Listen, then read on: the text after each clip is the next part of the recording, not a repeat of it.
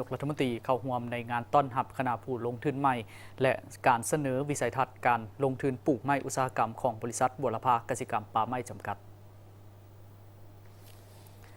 ในตอนค่ำของวันที่ 14 พฤษภาคม 2025 ที่นครหลวงเวียงจันทร์บริษัทบัวละพากสิกรรมป่าไม้จำกัดได้ต้อนรับผู้ลงทุนใหม่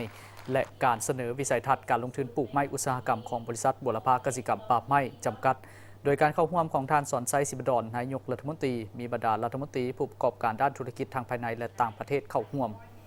ในพิธีได้รับฟังการนำเสนอความเป็นมาและวิสัยทัศน์การลงทุนปลูกไม้อุตสาหกรรมของบริษัทบัวละพากสิกรรมป่าไม้จำกัดจากผู้ลงทุนใหม่ซึ่งในวันที่ 31 กรกฎาคม 2020 รัฐบาลแห่งสปป.ลาวต่างหน้าโดยกระทรวงแผนการและการลงทุนได้เซ็นสัญญาว่าด้วยการสัมปทานโครงการปลูกไม้อุตสาหกรรมอยู่เขตป่าผลิตแห่งชาติแขวงเวียงจันทร์กับบริษัทบัวละพาผลิตกสิกรรมป่าไม้จำกัดโดยมีเนื้อที่สัมปทานจำนวน 2,000 เฮกตาร์เพื่อดำเนินกิจการปลูกไม้อุตสาหกรรมอยู่เขตป่าผลิตแห่งชาติสร้างสวนป่าไม้โรงงานปรุงแต่ง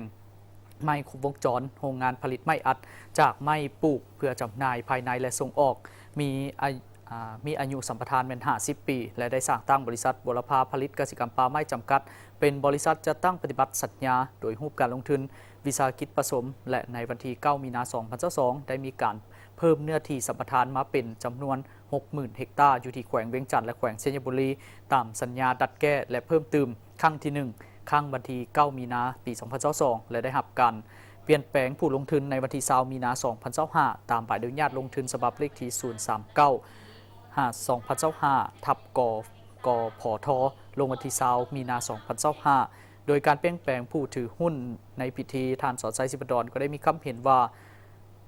ผ่านการรับฟังวิสัยทัศน์การพัฒนาการลงทุนในตอนหน้าของบริษัทบัวละพาผลิตกสิกรรมป่าไม้จำกัดในโครงการปลูกไม้อุตสาหกรรมอยู่เขตป่าผลิตแห่งชาติสร้างสวนป่าไม้โรงงานปรุงแต่งไม้ครบวงจรโรงงานผลิตไม้อัดจากไม้ปลูกเพื่อจำหน่ายภายในและส่งออกอยู่แขวงเวียงจันทร์และแขวงชัยบุรีเห็นว่าสอดคล้องตามยุทธศาสตร์ป่าไม้ฮอดปี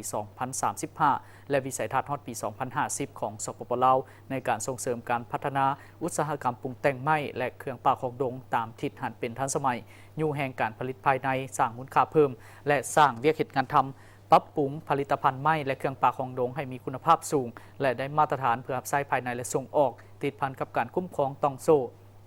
การสนองไม้และการขยายการตลาดให้กว้างขวางซึ่งเห็นได้ถึงความเอาใจใส่ของบริษัทในการพัฒนาโครงการดังกล่าวและเชื่อพันว่าคณะผู้ลงทุนใหม่ของบริษัทบัวละพาผลิตกสิกรรมป่าไม้จำกัดจะเป็นหัวจักรในการขับเคลื่อนในการพัฒนาโครงการดังกล่าวได้รับผลสำเร็จที่ดีกว่าเก่าเพื่อประกอบส่วนเข้าในการสร้างเวียกเหตุงานทำให้แก่ประชาชนและสุขยู่การพัฒนาทางด้านเศรษฐกิจสังคมของสปป.ลาวแน่ใจเพิ่มความปกคลุมของป่าไม้ในการพัฒนาตามที่สีเขียวเพื่อแน่ใจคุ้มครองปกปักรักษาป่าไม้และที่ดินป่าไม้ให้บรรลุ 70 ส่วนห้อยของเนื้อที่ทั่วประเทศตามแผนแม่บทจัดสรรที่ดินแห่งชาติฮอดปี 2030